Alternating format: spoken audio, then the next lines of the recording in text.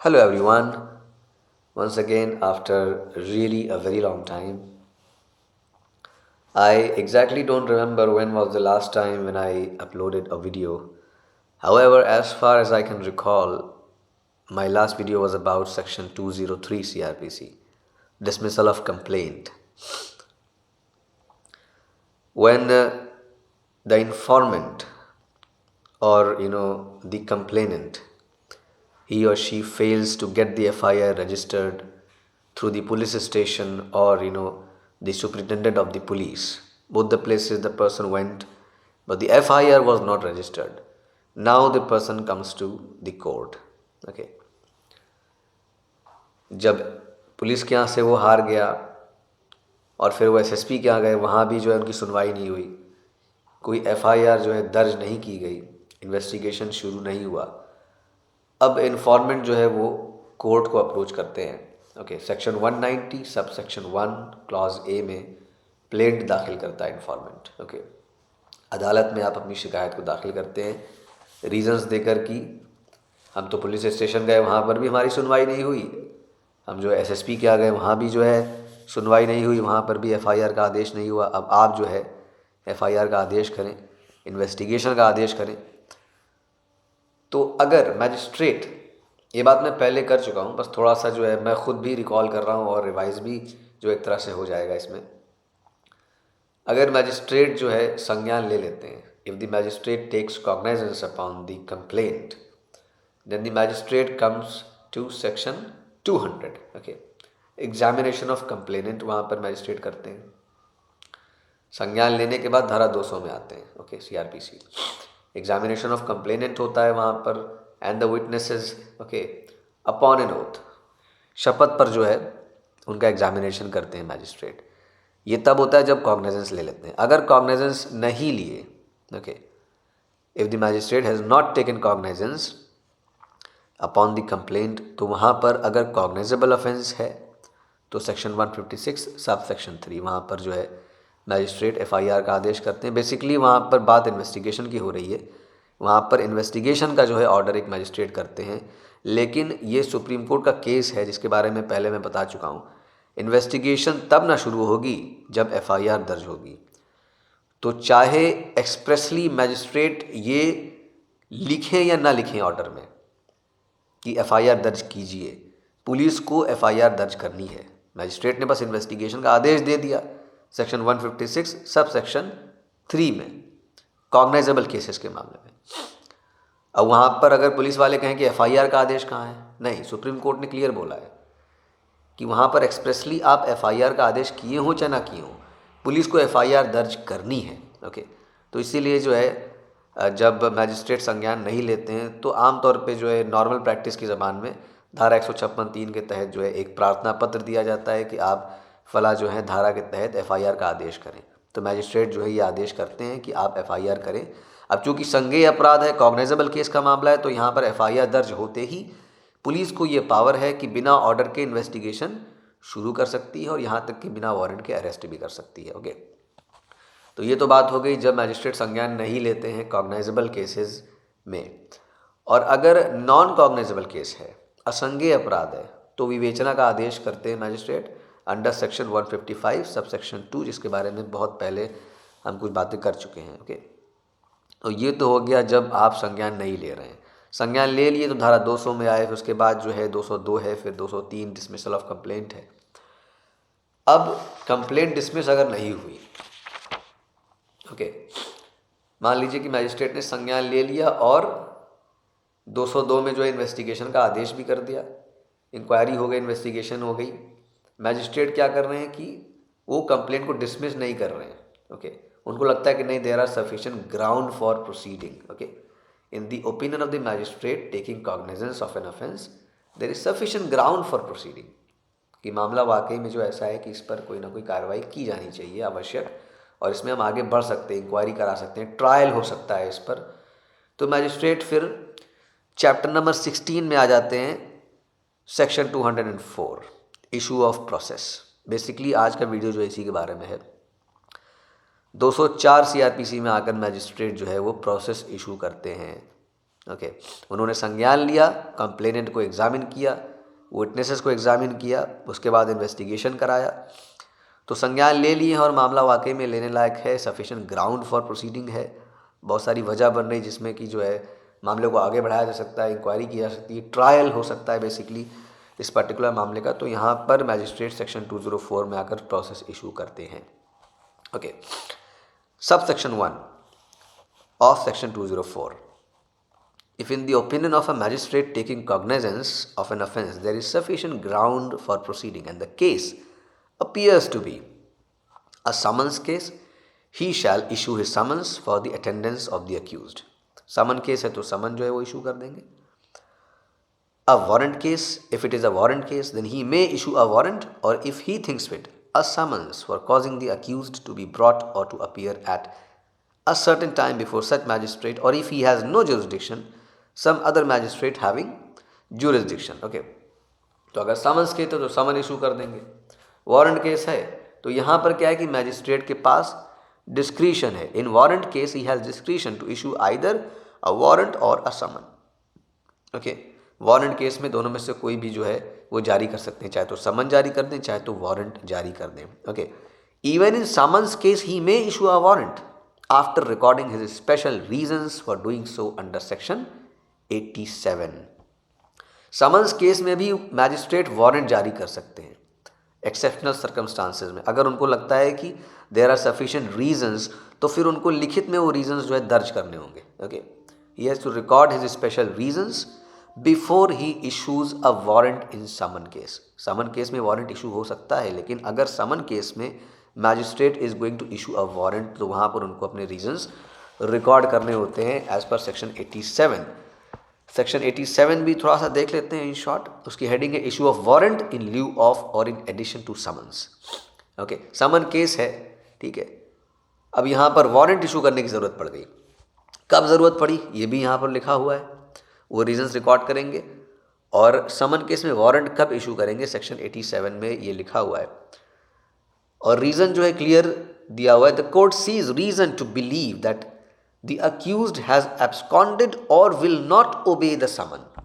अगर कोर्ट के पास पुख्ता सबूत है या कोर्ट को ऐसा लगता है, रीज़न टू बिलीव ये मानने की वजह है कि जो अक्यूज्ड है जिसके खिलाफ समन इशू हुआ है वो भाग जाएगा या भाग गया है या समन को नहीं मानेगा, ओके, उसको डिसोबे करेगा, तो उस केस में मैजिस्ट्रेट समन केस में भी वारंट इशू कर सकते हैं। ओके, वहाँ पर वो अपने रीजंस को रिकॉर्ड करेंगे। अब सेक्शन 87 के ही जो है क्लॉज बी में लिखा हुआ है, if at such time he fails to appear and the summons is proved to have been duly served in time to admit of his appearance in accordance therewith and no reasonable excuse is offered for such failure. Okay, normally क्या है कि समन issue हुआ, आप हाज़िरी माफ़ी, normally क्या है कि आप एग्जामिशन एक एप्लीकेशन देते हो। अब बार बार एग्जामिशन एप्लीकेशन दे रहे हो, कभी आ ही नहीं रहे हो, समन जारी हुआ फिर भी नहीं आ रहे। अब यहाँ पर मैजिस्ट्रेट क्या करते हैं कि वो आ ही नहीं रहा है, किसी डेट पर नहीं आया, ओके, तो मैजिस्ट्रेट वहाँ पर क्या है कि वारंट इशू कर देते हैं। ठीक है, उनको लगता है कि ये भाग गया या भाग जाएगा या फिर ये समन मानेगा ही नहीं, तो वहाँ पर जो है मैजिस्ट्रेट एक वारंट इशू करते हैं समन केस में भी। और उनके पास अगर रीज़न है ये मानने के लिए कि भाई हमने समन इशू किया था और समन जो है वो ड्यूली सर्व्ड है, उसको भेज दिया गया है, वहाँ तक पहुँच चुका है जिसके पास पहुँचना चाहिए, फिर भी वो इंसान नहीं आ रहा हमारे सामने, तो वहाँ पर जो है मैजिस्ट्रेट अपने रीजंस को रिकॉर्ड करने के बाद समन केस में वारंट इशू करेंगे। ओके, तो वारंट केस में दोनों में से कुछ भी जो है वो इशू कर सकते हैं, ये डिस्क्रिशन है मैजिस्ट्रेट का, चाहे तो समन इशू करें चाहे वारंट। लेकिन समन्स केस में समन के अलावा अगर वारंट इशू कर रहे हैं तो उनको अपने रीजंस रिकॉर्ड करने होते हैं। ये हो गया सबसेक्शन 1। ओके, अब आते हैं सबसेक्शन 2 में। नो समन्स और warrant shall be issued against the accused under subsection 1 until a list of prosecution witnesses has been filed. जब तक प्रोसिक्यूशन विटनेस की लिस्ट फाइल नहीं कर दी जाती तब तक magistrate is not going to issue any process. इसका रीज़न क्या है? प्रोसिक्यूशन जिन जिन विटनेस को सामने लाना चाह रहा है कोर्ट में बतौर गवाह, ओके, तो उसकी लिस्ट फाइल करेगा प्रोसिक्यूशन, ताकि डिफेंस का जो लॉयर है वो अपने आप को प्रिपेयर कर सके, जो अक्यूज्ड है वो अपने आप को प्रिपेयर कर सके उन गवाहों के क्रॉस एग्जामिनेशन के लिए। ओके, जो प्रोसिक्यूशन विटनेस आने वाले हैं उनकी लिस्ट प्रोसिक्यूशन फाइल करता है, ताकि जो अक्यूज्ड है या उनका जो लॉयर बेसिकली है, डिफेंस का जो लॉयर है, वो उन तमाम विटनेसेस को क्रॉस एग्जामिनेशन करने की तैयारी कर सके, प्रिपेयर कर सके अपने आप को। ओके, तो जब तक ये लिस्ट फाइल नहीं होती तब तक magistrate is not going to issue the process. अब in a proceeding instituted upon a complaint made in writing, every summons और warrant issued under subsection 1 shall be accompanied by the copy of such complaint. ये तो understood है, इसमें कुछ भी समझाने लायक या कन्फ्यूजिंग कुछ नहीं है।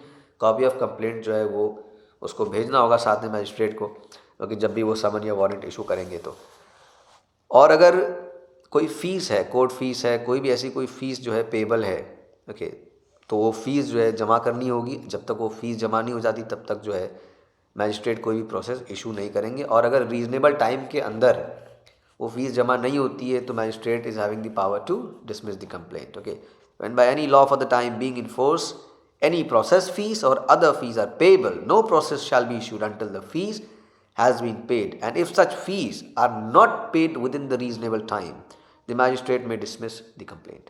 Nothing in this section shall be deemed to affect the provisions of section 87. Section 87 short में बताया कि भाई समन्स के केस में कब वारंट इशू हो सकता है, उसी के बारे में। तो फिर इस जो है सेक्शन का कोई भी प्रावधान धारा 87 के प्रावधान पे कोई असर नहीं डालेगा। ओके, तो अगर समन केस में वारंट इशू करना है तो मैजिस्ट्रेट कर सकते हैं समन्स केस में भी, लेकिन वो अपने रीजंस को रिकॉर्ड करेंगे। और वो रीजंस जो है कब जो है एक मैजिस्ट्रेट समन केस में वारंट इशू कर सकते हैं वो सेक्शन 87 में दिया हुआ है। Okay, clearly. So this is in short something about section 204 issue of process. Okay, अब एक अहम बात, जब प्रोसेस इशू हो गया है, okay, now even after issue of process in summons case the accused can plead of absence of any tribal case against him। Summons issue हो गया है फिर भी जो अक्यूज्ड है वो कोर्ट के सामने एक प्लीडिंग कर सकता है कि मेरे खिलाफ कोई मामला नहीं बन रहा है। ऐसा नहीं कि प्रोसेस इशू हो गया तो अब बस नहीं, अभी भी मौका है। जो अक्यूज्ड होता है उसको पूरा मौका दिया जाता है। सिद्धांत जो फिलॉसफी बेसिकली यही है कि 100 गुनाहगार छूट जाएं मगर एक निर्दोष को सज़ा नहीं होनी चाहिए। ओके, 100 गुनाहगार छूट जाएं मगर एक निर्दोष को सज़ा नहीं होनी चाहिए। क्या पता कि सामने वाले के खिलाफ कोई मामला नहीं था, ज़ोर ज़बरदस्ती करके एक मामला बनाया गया, फैब्रिकेट किया गया। तो कोर्ट और कानून जो है अक्यूज़ को पूरा मौका देता है कि आप अपना बचाव कीजिए और साबित करिए कि आप गुनाहगार नहीं हैं। तो प्रोसेस इशू हो गया, उसके बाद भी चांस है। ये इस सेक्शन में नहीं लिखा हुआ है लेकिन ये सुप्रीम कोर्ट का एक केस है, ठीक है। Even after issue of process in summons case, अब बात समन केस की हो रही है, वारंट केस की नहीं हो रही है, ठीक है। ये ध्यान रखें कि ये क्लियरली है बात समन्स केस के लिए, ठीक है। समन केस अगर मैं इन शॉर्ट समझाऊँ लेमैन लैंग्वेज में तो जो उतने सीरियस ऑफेंसेस नहीं होते हैं। वारंट का मतलब हो गया वो बहुत सीरियस और ग्रेव ऑफेंसेस होते हैं, उस केस में वारंट। समन केस में क्या है कि इतने सीरियस नहीं होते समन्स केस। और अगर समन्स केस है तो उसमें जो इन्वेस्टिगेशन 6 महीने के अंदर पूरी करनी होती है, जैसा कि सेक्शन 167 सब सेक्शन 5 में लिखा हुआ है, ठीक है। एक बार मैं कंफर्म कर लेता हूँ सेक्शन 167 के बारे में। ये रिमांड का सेक्शन है, इसके बारे में हम पहले पढ़ भी चुके हैं। ओके, तो in case those are triable by magistrate as summons case, okay, investigation to be concluded within 6 months। okay, section 167 sub section 5 में ये मेंशनड है, कोई भी अगर केस है समन्स केस है तो वो जो है उसकी इन्वेस्टिगेशन 6 महीने के अंदर पूरी हो जानी चाहिए। ओके, वारंट केस के बारे में ऐसा कुछ नहीं है। तो वारंट केस में जो है ये मामला लागू नहीं होता है। प्रोसेस इशू अगर हो गया वारंट केस में तो फिर वहाँ पे ज़्यादा चांसेस नहीं। लेकिन अगर समन्स केस है, समन केस है, अगर प्रोसेस इशू हो भी गया है तो भी वहाँ पर जो है अक्यूज़ हाजिर होकर जो है ये प्लीड कर सकता है कि सर मेरे खिलाफ कोई मामला बन नहीं रहा है। Okay, the accuse can plead of absence of any tribal case against him and the magistrate on being satisfied on reconsideration of the complaint. अब यहाँ पर मैजिस्ट्रेट रिकन्सिडर भी कर सकता है कंप्लेंट, वही देखिए इस जो है रूलिंग के हिसाब से, and has the discretionary power to order dropping of the proceedings against the accused. Process issue हो चुका है समन्स केस में लेकिन अक्यूज्ड अपीयर हुआ और प्लीड किया कि सर मेरे खिलाफ कोई मामला नहीं बन रहा है, कोई ट्राइबल केस नहीं है। यहाँ पर magistrate is going to reconsider the complaint and has the discretionary power to drop all the proceedings against the accused. Okay, this is as per the ruling of the supreme court. Case है Awadhesh Prasad Singh, Awadhesh Prasad Singh versus state of Bihar, 1997 का केस है। Okay, crimes 70 Patna, okay, page number 70 है। Awadhesh Prasad Singh versus state of Bihar, ये case है। Okay, so this was in short about section 204 issue of process. Okay, और रही बात बाकी, अगर मैंने कुछ छोड़ दिया या गलत बताया है, कुछ करेक्शन है, तो आप रिस्पेक्टफुली जो है कमेंट में ये एंटर कर दें और मैं भी थोड़ा सा सीख लूँगा आपसे। Okay, we should all be always open to learning, we are all learners. मैं तो अपने आप को लर्नर ही समझता हूँ। ओके, कोई बहुत बड़ा विद्वान नहीं हूँ, एक थोड़ी सी कोशिश करता हूँ मैं यहाँ पर चीज़ों को जो है सरल भाषा में समझाने की। ओके, और बहुत ज़्यादा कुछ नहीं, बस बेयर एक्ट, क्योंकि बेयर एक्ट जो है ना यही कानून है।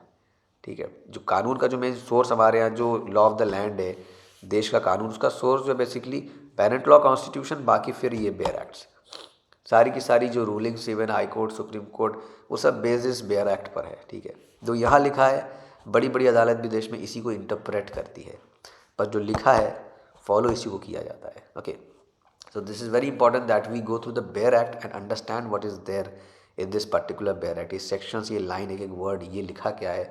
ओके, और इसको बेहतर समझने के लिए हम रूलिंग्स को पढ़ते हैं जो सुप्रीम कोर्ट की और हाई कोर्ट्स की होती हैं, कि इसका इंटरप्रिटेशन बेसिकली क्या है। अपना ख्याल रखें। ओके, कोरोना तो पीक पर है बिल्कुल अपने इस वक्त, लॉकडाउन तो बहुत ज़्यादा ईज़ कर दिए हैं, लेकिन जो है अब ईज़ तो कर दिए हैं, ध्यान रखना ज़रूरी है। अभी भी जो इसकी दवा ढूंढी नहीं गई, कोई वैक्सीन नहीं है, कब तक आखिर बंद करके रखेंगे लोगों को। इकोनॉमी इतनी ज़्यादा नीचे चली गई है पूरी दुनिया की, तो मजबूरी है हमारी कि लॉकडाउन को थोड़ा ईज़ किया जाए, ताकि जो इकोनॉमी वापस से थोड़ी स्टेबल हो। ओके, तो अपना अपना ख्याल रखें, मास्क पहने। अभी तो मैं घर में हूँ, ठीक है, यहाँ पर तो मैंने मास्क नहीं पहना हुआ है, लेकिन बाहर जाएँ तो मास्क पहने।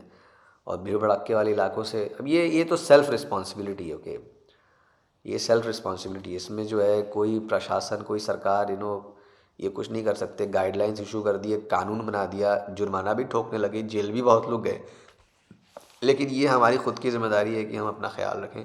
और अगर हमें कोई ऐसे सिम्टम्स नज़र आ रहे हैं, ओके, तो हम जो है चेकअप कराएं और अपने आप को सेग्रीगेट करें, ओके, समाज से, क्योंकि भाई you can't harm any one. Okay, अगर आपको दिक्कत है तो इसका मतलब ही नहीं कि सबको हो जाए। आप फैलाओ मत, बैठ जाओ, अकेले हो जाओ, क्वारंटाइन कर लो अपने आप को। Okay, thank you so much and yes, see you again.